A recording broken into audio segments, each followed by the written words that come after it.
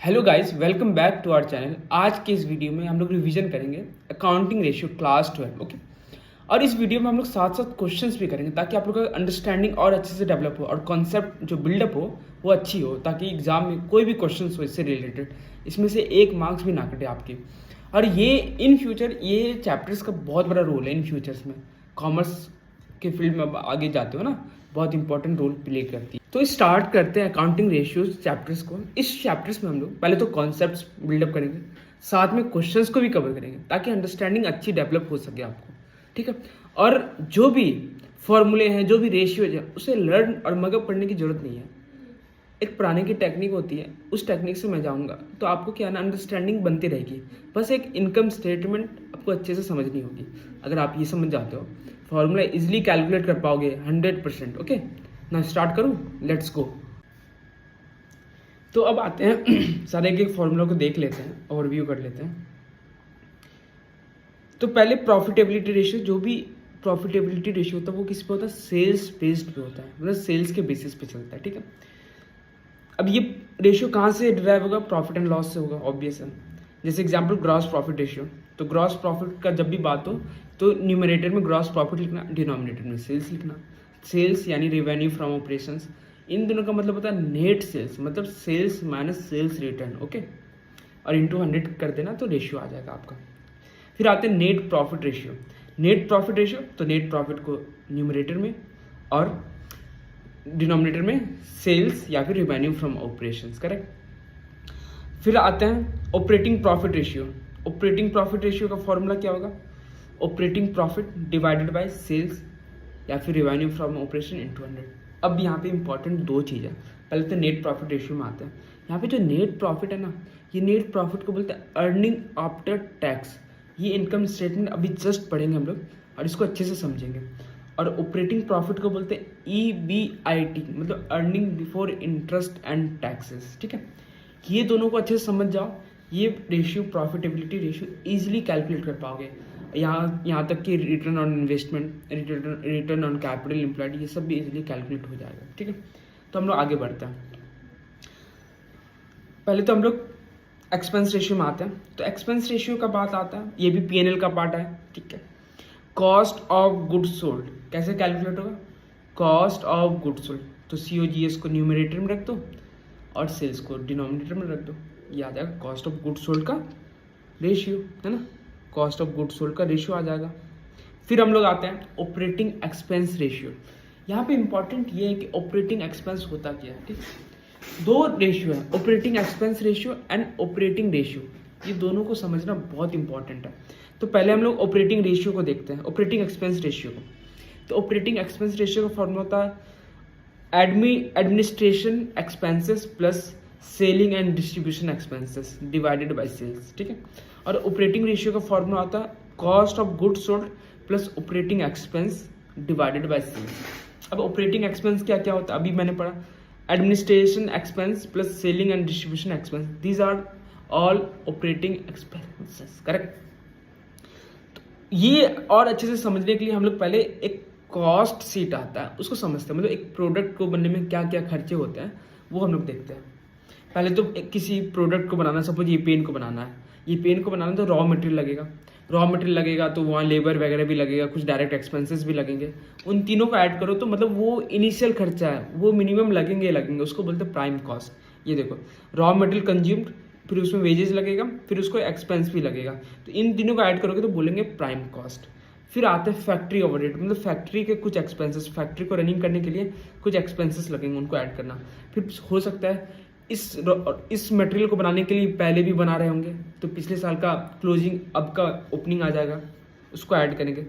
फिर आज इस ईयर कुछ बना रहे हैं तो कुछ क्लोजिंग WIP बचेगा। WIP मतलब वर्क इन प्रोग्रेस, मतलब जैसे कुछ ब्रिज वगैरह बनता है ना, कंस्ट्रक्शन प्रोसेस में जो रहता है उसको बोलते हैं WIP, वर्क इन प्रोग्रेस, मतलब कंप्लीट नहीं हुआ रहता। तो ओपनिंग को ऐड करेंगे, क्लोजिंग को लेस करेंगे। अब सपोज ये पेन का रिफिल बन गया, ठीक है। अब रिफिल के लिए ये तो चाहिए, ये चाहिए, ये ट्यूब, तो ट्यूब को बोल सकते हैं प्राइमरी पैकेजिंग ऑफ इंक, है ना। तो ये बोलते थे प्राइमरी पैकेजिंग, उसको ऐड कर दो, ठीक है। तो टोटल आ जाएगा फैक्ट्री, मतलब फैक्ट्री में मुझे इसको बनाने के लिए इतना खर्च पड़े, ये वाले इतने खर्च पड़े इसको बनाने के लिए। अब एडमिन या फिर ऑफिस से रिलेटेड कुछ भी खर्च आएगा उसको ऐड करो। जनरली ये मार्केटिंग नेचर का नहीं होता।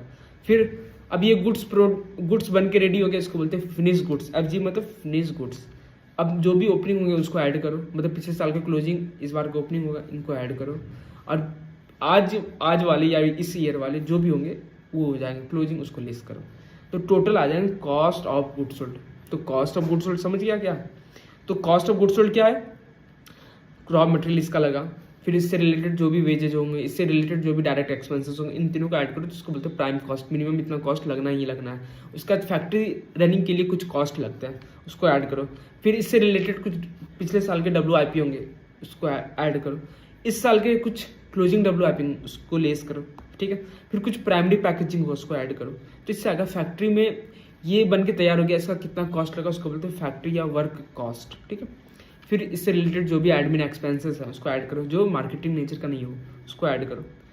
फिर WIP हो गया। अब आते हैं FG। तो पिछले साल का कुछ FG होगा उसको ऐड करो, इस साल का कोई क्लोजिंग FG होगा उसको लिस्ट करो। तो इससे आगे मेरे को total cost of goods sold, ठीक है। अब हम लोग इसको सामान बेचेंगे या फिर डिलीवरी करेंगे जहाँ से ऑर्डर आएगा, तो उसको बोलेंगे सेलिंग एंड डिस्ट्रीब्यूशन ओवरहेड। उससे रिलेटेड कोई भी एडमिन एक्सपेंसेस होगा उसको भी ऐड करो। तो इससे आएगा कॉस्ट ऑफ सेल्स, ठीक है। फिर उसमें प्रॉफिट ऐड करते हैं, फिर उसको सेल्स करते हैं, ये प्रोसेस होता है। अब यहाँ पे देखो ये जो सारे एक्सपेंस है ना, यहाँ से लेके ऑफिस एंड एडमिन एक्सपेंसेस तक, इसको बोलेंगे ऑपरेटिंग कॉस्ट। क्या बोलेंगे? Operating cost. तो ऑपरेटिंग कॉस्ट में क्या क्या आया? एक COGS आया और selling and distribution and admin expenses भी आएगा। मतलब ऑपरेटिंग कॉस्ट का मतलब क्या हुआ? ऑपरेटिंग कॉस्ट का मतलब हो गया cost of goods sold plus operating expense, है ना। Cost of goods sold plus operating expense, ये हो गया ऑपरेटिंग कॉस्ट। और ऑपरेटिंग रेशियो का फॉर्मूला होता है operating cost divided by sales. और ऑपरेटिंग कॉस्ट का मीनिंग हो गया cost of goods sold plus operating expense. ये दोनों का मतलब क्या हो गया? ऑपरेटिंग कॉस्ट, ठीक है। इन दोनों को क्या बोलेंगे? ऑपरेटिंग कॉस्ट, ठीक है। और ऑपरेटिंग एक्सपेंस जब बात हो तो ऑपरेटिंग एक्सपेंस दो होते हैं, एडमिन एंड सेलिंग ओवरहेड या फिर एक्सपेंसेस, करेक्ट। ये समझ में आया? तो फिर से इसको रिकैप करते हैं। ऑपरेटिंग एक्सपेंस रेशियो, जब भी ऑपरेटिंग एक्सपेंस रेशियो का बात हो तो हम लोग को दो चीज़ हमेशा चलना चाहिए, admin that means administration expenses, and उसमें ऐड करना है सेलिंग एंड डिस्ट्रीब्यूशन एक्सपेंसेस। मतलब सेलिंग्स, इस प्रोडक्ट को सेल करने के लिए जो सेल करने के लिए जो भी खर्चे लगते हैं ना, उसको बोलते हैं सेलिंग एंड डिस्ट्रीब्यूशन एक्सपेंसेस। मतलब सेलिंग एंड डिस्ट्रीब्यूट तो करना होगा, तो डिस्ट्रीब्यूशन रिलेटेड भी खर्चे होते हैं, ठीक है। तो इनको ऐड करना होगा, मतलब क्या? Administration expense, selling and distribution expense, इन दोनों को ऐड करोगे तो उसको बोलेंगे ऑपरेटिंग एक्सपेंस। फिर रेशियो निकालना होगा तो ऑपरेटिंग एक्सपेंस रेशियो, इन दोनों को ऐड करके डिवाइडेड बाय सेल्स करो, इन 200 कर दो, ये आ जाएगा तुम्हारा ऑपरेटिंग एक्सपेंस रेशियो। जब बात हो ऑपरेटिंग रेशियो, ओनली बात चल रहा है ऑपरेटिंग रेशियो, मतलब सारे खर्चे ऊपर से नीचे, प्रोडक्ट को बनाने से लेके, मतलब उसके रॉ मटेरियल से लेके सेल्स तक कितने खर्चे लग रहे हैं, उन सबको इंक्लूड करना ऑपरेटिंग रेशियो में। तो ये हो जाएगा operating cost divided by sales, ये हो जाएगा ऑपरेटिंग रेशियो। फिर ऑपरेटिंग कॉस्ट का बात हो तो ऑपरेटिंग कॉस्ट में दो एलिमेंट होंगे, cost of goods sold plus operating expenses. तो ऑपरेटिंग एक्सपेंसेस दो चीज, admin and selling administration expense, ठीक है। ये याद रखना, ये बहुत इंपॉर्टेंट फॉर्मूले हैं, इसमें शायद कंफ्यूज कर जाओगे आप लोग, तो ये ज़्यादा इंपॉर्टेंट है, ठीक है। अब हम लोग आगे बढ़ते हैं। अब हम लोग कुछ फॉर्मूले हैं, फॉर्मूले से पहले एक इनकम स्टेटमेंट जानते हैं। क्या जानेंगे? इनकम स्टेटमेंट, ठीक है। तो इनकम स्टेटमेंट होता क्या, पहले ये देखते हैं। Income statement, correct. समझ में आ रहा होगा तो प्लीज़ कमेंट करके बताना, एंड चैनल को ज़रूर सब्सक्राइब करना।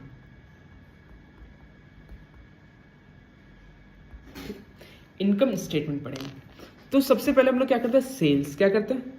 सेल्स। उसमें लेस करते हैं जो भी कॉस्ट ऑफ गुड्स सोल्ड। क्या करते हैं? कॉस्ट ऑफ गुड्स सोल्ड या फिर वेरिएबल कॉस्ट बोल दो, generally cost of goods sold बोलूँगा, ठीक है। कॉस्ट ऑफ गुड्स सोल्ड को लेस करेंगे तो ये पता है क्या आता है, ग्रॉस प्रॉफिट। क्या आता है, ग्रॉस प्रॉफिट। ठीक है। अब इसमें क्या होता है, ग्रॉस प्रॉफिट में हम लोग लेस करेंगे ऑपरेटिंग एक्सपेंसेस। ऑपरेटिंग एक्सपेंसेस क्या करेंगे, ऑपरेटिंग एक्सपेंसेस। ऑपरेटिंग एक्सपेंसेस को लेस करो। पता है ये क्या आता है, ये क्या देगा मुझे, ऑपरेटिंग प्रॉफिट। क्या देगा, ऑपरेटिंग प्रॉफिट। ऑपरेटिंग प्रॉफिट का बहुत सारा नेम है, पता है, ऑपरेटिंग प्रॉफिट का बहुत सारा नेम है। मैं बताता हूँ क्या क्या नेम है। इसको बोलेंगे EBIT या PBIT या फिर ऑपरेटिंग मार्जिन। ये सब नेम है, याद रखना। ठीक है। अब यहां से EBIT का मतलब क्या होता है, EBIT का मतलब होता है earning before interest and taxes. और PBIT का मतलब होता है प्रॉफिट। सब एक ही नाम है, ठीक है, कंफ्यूज नहीं होने का। Profit before interest and tax. ठीक है। अब यहां से स्टार्ट करते हैं, चलो। Earning before interest and tax, यहां से स्टार्ट करते हैं। ठीक है। अब इसमें लेस करेंगे सबसे पहले इंटरेस्ट। क्या लेस करेंगे, इंटरेस्ट। क्या लेस करेंगे, इंटरेस्ट। इंटरेस्ट किसको जाता है, बोरोविंग वगैरह या फिर डिवेंचर्स वगैरह को जाता है। ये बताएंगे डिवेंचर्स क्या होगा। ठीक है। इसको लेस करो तो मुझे आएगा, क्या आएगा, EBT। इसको बोलेंगे अर्निंग बिफोर टैक्स। क्या आएगा, अर्निंग बिफोर टैक्स। ठीक है। अब हम लोग टैक्स देंगे गवर्नमेंट को, तो लेस करेंगे टैक्स। टैक्स किसको जाता है, गवर्नमेंट को, लेस करेंगे टैक्स। तो ये क्या आया, EAT। EAT का मतलब earning after tax. Earning after tax, इसको बोलते हैं नेट प्रॉफिट आफ्टर टैक्स। ये भी बोल सकते हैं, क्या बोलेंगे, नेट प्रॉफिट आफ्टर टैक्स। और क्या बोलेंगे, प्रॉफिट आफ्टर टैक्स, PAT। ये सब नेम है, ये ध्यान रखना। ठीक है। या फिर ये हो गया, इसको बोलते हैं नेट मार्जिन भी बोल सकते हैं, इसको बोलते हैं नेट मार्जिन। ठीक है। ये इनकम स्टेटमेंट बन गया। अब देखो, अब क्या है, अब आ गया मेरे पास नेट प्रॉफिट आफ्टर टैक्स। अब इस प्रॉफिट को डिस्ट्रीब्यूट करते हैं, किसको किसको पता है। अब पहले ये बताओ, हमारे कैपिटल के क्या क्या सोर्स हो सकता है। पहले हम लोग ये समझते हैं कैपिटल के क्या क्या सोर्स हो सकता है। कैपिटल के सोर्स क्या क्या होता है।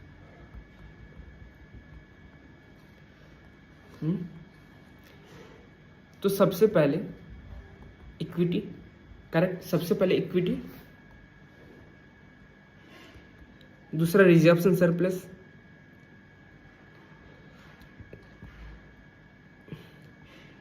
तीसरा प्रेफरेंस शेयर्स।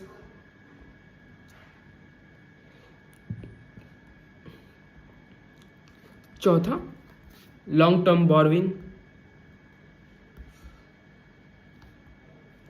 उसमें बहुत सारा आता है। इसमें आता है डिवेंचर्स, फिर जो बोरोविंग करते हैं थर्ड पार्टी से। ठीक है, ये सब आता है। तो ये इंपॉर्टेंट सोर्स। अब जब भी बैलेंस शीट में देखते हैं ना, बैलेंस शीट जो शेयर कैपिटल में पढ़े थे, तो उसमें सबसे पहले क्या आता था पता है, पहले इक्विटी एंड लायबिलिटी लिखते थे। ठीक है, इक्विटी एंड लायबिलिटी लिखते थे, फिर लिखते थे शेयर होल्डर्स फंड। याद है क्या लिखते थे, शेयर होल्डर्स फंड लिखते थे, share holders fund, share holders fund. अब शेयर होल्डर्स फंड में क्या क्या आता था, पहले आता था शेयर कैपिटल। पहले क्या आता था, शेयर कैपिटल। उसके बाद पता है क्या आता था, रिजर्व्स एंड सरप्लस। ये दो इंपॉर्टेंट था। ठीक है, दोनों इस फॉर्मूले में काम आएंगे, रिजर्व्स एंड सरप्लस। करेक्ट। अब ये बताओ शेयर कैपिटल में भी दो चीज आता था, एक आता था इक्विटी शेयर कैपिटल और दूसरा आता था प्रेफरेंस शेयर कैपिटल।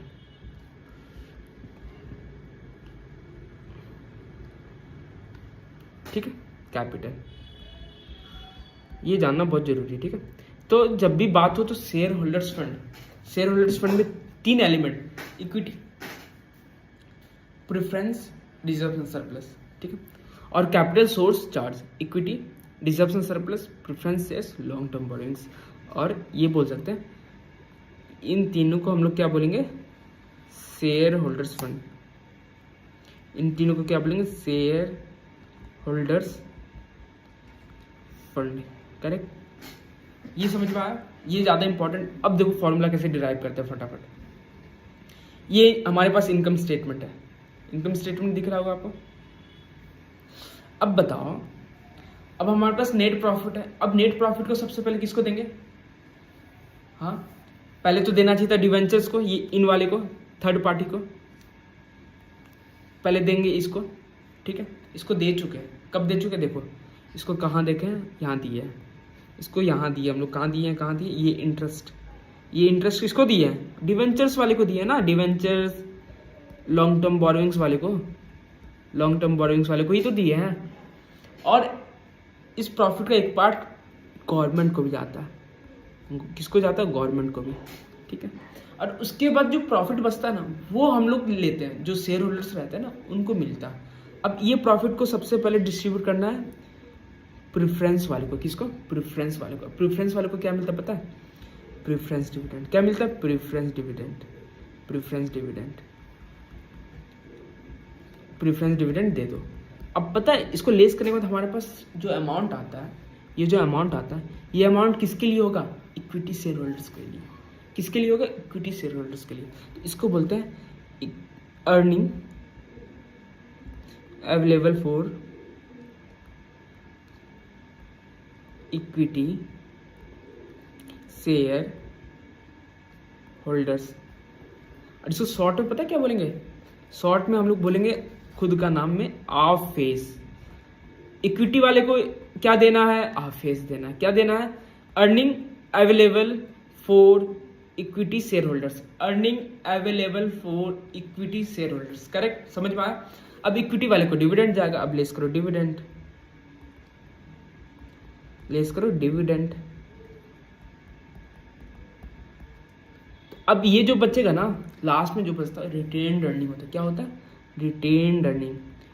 इसी से तो कंपनी ग्रोथ करेगी, कंपनी रिटेन्ड करेगी प्रॉफिट तब ना। और कैपिटल को इंक्रीज करने से क्या होता है, ग्रोथ होती है कंपनी को, रिटेन्ड अर्निंग। ये रिटेन्ड अर्निंग ही तो कंपनी को ग्रोथ करेगी। जितना प्रॉफिट को होल्ड करोगे कंपनी में तो कंपनी उतना ग्रोथ करेगी। बोलो कैसे, क्योंकि वो प्रॉफिट फिर इन्वेस्ट किया जाएगा, फिर इन्वेस्ट से कुछ प्रॉफिट होगा, इस तरह से जनरेट होता है ना।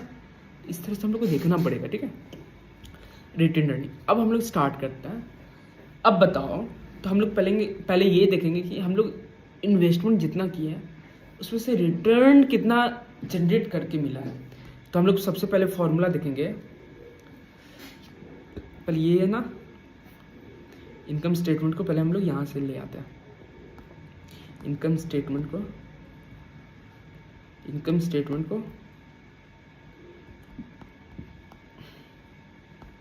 तो इनकम स्टेटमेंट याद हो गया, तो हम लोग पहले इनकम स्टेटमेंट को इधर ले आते हैं, है ना। इसको कॉपी करते हैं,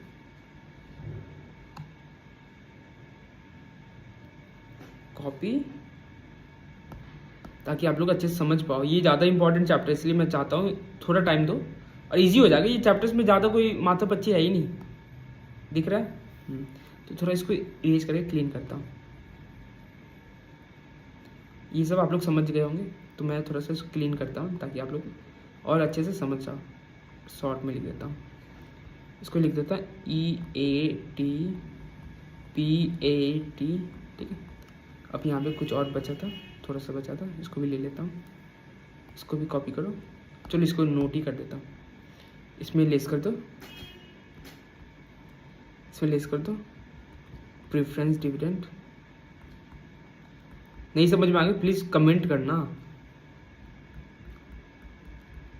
इससे आएगा मेरे को of face earning available for equity share holders. अब फिर इसमें से लेस होगा, इक्विटी वाले को डिविडेंड मिलेगा, डिविडेंड। अब बचेगा रिटेन्ड अर्निंग, ठीक है, अब बचेगा रिटेन्ड अर्निंग, करेक्ट। ये बताओ, अब हम लोग ये बताओ, हम लोग अगर चेक करें हम लोग कितना रिटर्न, अब हम लोग चेक करेंगे हम लोग कितना रिटर्न जनरेट किए हैं अपने इन्वेस्टमेंट से। ROI का मतलब रिटर्न ऑन इन्वेस्टमेंट, या फिर return on total capital employed, return on total capital, return on total capital, या फिर रिटर्न ऑन कैपिटल एम्प्लॉयड, या फिर रिटर्न ऑन कैपिटल एम्प्लॉयड। एक ही फॉर्मूला ये सब, मतलब जितना कैपिटल हम लोग इन्वेस्ट किए ना उसमें से हम लोग जनरेट कितना अर्निंग्स को जनरेट कर पाए, कितना अर्निंग्स जनरेट हो सका, कैपिटल एम्प्लॉयड। इसको शॉर्ट में बोलेंगे रोका, ROCE, रोका, ठीक है। रिटर्न ऑन कैपिटल एम्प्लॉयड को शॉर्ट में बोलेंगे ROCE, रोका। तो हम लोग रिटर्न ऑन इन्वेस्टमेंट बोलो या return on total capital employed बोलो या रिटर्न ऑन कैपिटल एम्प्लॉयड बोलो, इसका फॉर्मूला होता है, इसका फॉर्मूला आप लोग डिराइव करोगे, मैं नहीं, मैं दिखाता हूँ कैसे करोगे। अब बताओ, डिवेंचर्स वाले को क्या दिए, या फिर लॉन्ग टर्म बोरोविंग्स वाले को इंटरेस्ट दिए, प्रेफरेंस वाले को डिविडेंड दिए, इक्विटी वाले को डिविडेंड दिए। इन सारी चीज़ को देने से पहले हमारे पास प्रॉफिट कितना था, मतलब इन सब को जो दिए ना उससे पहले का प्रॉफिट चेक करो। तो अब आते हैं इनकम स्टेटमेंट पे, हम लोग इनकम स्टेटमेंट में ये देखो, सबसे पहले किसको दिए, डिवेंचर्स वाले को इंटरेस्ट दिए थे। तो इंटरेस्ट देने से पहले मेरा प्रॉफिट कितना था ये चेक करो, इंटरेस्ट देने से पहले मेरा प्रॉफिट कितना था, इंटरेस्ट देने से ये इंटरेस्ट दिए, उससे पहले मेरा प्रॉफिट देखो यहाँ पे, ये प्रॉफिट था EBIT। क्या था, EBIT। तो हम लोग का फॉर्मूला बनेगा EBIT, क्या बनेगा, EBIT, जिसको बोलते हैं ऑपरेटिंग प्रॉफिट। क्या बोलते हैं, ऑपरेटिंग प्रॉफिट। अब बताओ, ये तो इनकम जनरेट की है, क्या लगाया होगा, इन्वेस्टमेंट कितना लगाया होगा, कौन कौन लगाया होगा, इक्विटी वाले लगाए होंगे, रिजर्व्स एंड सरप्लस, प्रेफरेंस वाले, डिवेंचर्स वाले, इन सब मिलकर कैपिटल इन्वेस्ट किया ना। ये कैपिटल इन्वेस्ट करने के बाद भी तो प्रॉफिट जनरेट होता है, बिना कैपिटल के क्या तुम प्रॉफिट जनरेट कर पाओगे, नॉट पॉसिबल। तो हम लोग इसको करेंगे divided by total investment. Investment कौन कौन करता है, 4 सोर्स, पहले इक्विटी लेना, दूसरा लेना रिजर्व्स एंड सरप्लस, तीसरा लेना प्रेफरेंस शेयर्स, और चौथा लेना डिवेंचर्स या फिर long term borrowings. Debentures generally आता है, ठीक है, लॉन्ग टर्म बोरोइंग्स भी आता है, डिवेंचर्स बोलो या लॉन्ग टर्म एक ही है, लॉन्ग टर्म बोरोइंग। ये फॉर्मूला आ गया। क्या आपको याद करना पड़ा, मगअप करना पड़ेगा, नहीं, बस इनकम स्टेटमेंट, इसका एक ही सूत्र है, ओनली इनकम स्टेटमेंट आप याद रखो। तो ये फॉर्मूला जितने भी हो, मुझे नहीं पता कितने, बस इस इनकम स्टेटमेंट से आपके बन जाएंगे, खासकर प्रॉफिटेबिलिटी तो और ईजी हो जाएगा। अब देखो, ये रिटर्न ऑन कैपिटल एम्प्लॉयड हुआ। अब हम लोग दूसरा फॉर्मूला कैलकुलेट करते हैं। अब हम लोग बोलेंगे return on share holders fund. अब बताओ, शेयर होल्डर्स फंड जो इन्वेस्ट किया है, जो शेयर होल्डर्स इन्वेस्ट किए हैं, उस पर कितना रिटर्न कंपनी जनरेट कर रही है। तो ये चेक करो, शेयर होल्डर्स फंड मतलब क्या होता है, 3 चीज होता है, 3 चीज शेयर होल्डर्स, एक तो 2 प्रेफरेंस वाले, एक इक्विटी वाले, ठीक है, और एक रिजर्व्स एंड सरप्लस, 3 होता है। इन तीनों का पैसा जो इन्वेस्ट हुआ है, तो इससे कितना प्रॉफिट जनरेट हुआ, मतलब इन तीनों को हम लोग कुछ दिए होंगे, प्रेफरेंस वाले को डिविडेंड दिए होंगे, इक्विटी एंड रिजर्व्स वाले को डिविडेंड दिए होंगे। डिविडेंड देने से पहले मेरा प्रॉफिट कितना था, इंपॉर्टेंट क्या है, उस डिविडेंड को देने से पहले मेरा प्रॉफिट कितना था। अब आते हैं चेक करते हैं इनकम स्टेटमेंट पे। इनकम स्टेटमेंट में चेक करते हैं प्रॉफिट मेरा कितना था before giving any dividend to the share holders. तो डिविडेंड कहाँ दिए, सबसे पहले डिविडेंड प्रेफरेंस वाले को यहाँ दिए थे, तो यहाँ डिविडेंड दिए थे, तो यहाँ जो डिविडेंड दिए थे इस डिविडेंड से पहले मेरा प्रॉफिट था EAT। उस प्रॉफिट का नाम क्या है, EAT। EAT मतलब net profit after tax, earning after tax, इसको बोलेंगे earning after tax, earning after tax, या फिर क्या बोलेंगे प्रॉफिट आफ्टर टैक्स। ठीक है, और डिवाइड क्या करेंगे, डिवाइड किससे करेंगे, डिवाइड भी उसी से करेंगे जो इन्वेस्ट किया होगा। तो शेयर होल्डर्स था और रिजर्व्स एंड सरप्लस था। पहले तो इक्विटी वाले इन्वेस्ट किए होंगे प्लस रिजर्व्स वाले,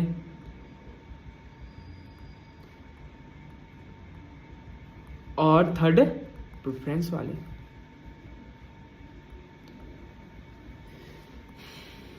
अब ये फॉर्मूला ड्राइव हो गया, इसमें लर्न कुछ नहीं करने का है, बस सिंपल सोचने का, समझने का। अब मैं बोलूँगा रिटर्न ऑन इक्विटी, क्या बोल रहा हूँ, रिटर्न ऑन इक्विटी। इक्विटी वाले को कितना दिया, इक्विटी वाले को कितना जनरेट करके दिया प्रॉफिट, तो इक्विटी वाले को क्या मिला होगा, डिविडेंड, ओनली डिविडेंड। लास्ट में जो डिविडेंड मिलता है उसको बोलते हैं इक्विटी वाले को डिविडेंड। तो इक्विटी वाले को डिविडेंड मिलने से पहले जो प्रॉफिट आता है ना, उस प्रॉफिट का नाम बहुत यूनिक सा था, याद है, आफेस। क्या था, आफेस। डिविडेंड क्या दिए ना, ये डिविडेंड दिए हम लोग, है ना, डिविडेंड। डिविडेंड से पहले प्रॉफिट क्या था, अर्निंग अवेलेबल, इसको बोलते थे earning available for equity share holders, short में आफेस। शॉर्ट में क्या बोलेंगे, आफेस। तो हम लोग शॉर्ट में बोलेंगे आफेस, इसको बोलेंगे आफेस। Earning available for equity share holders divided by कितना कैपिटल लगाया होगा, बताओ, लगाया होगा, पहले तो लगाया होगा इक्विटी शेयर